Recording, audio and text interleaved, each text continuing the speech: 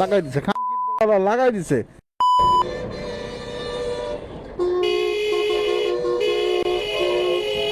লাগাই দিছে, খানকির পোলারা লাগাই দিছে, মাদার লাগাই দিছে। এই বেটা এই লাগালাগি করো গেল না, বাসটারে তো লাগাই দিছিল পালার পোয়ালা। আরে আমার তো ভিডিও আছে। মান্তি এই মান্তিরা লেগে সব সময় বেজালগুলো করে, মানে যাত্রী তোলার লেগে এই কাহিনীগুলো করলো এবং বাসগুলারে লাগাই দিল।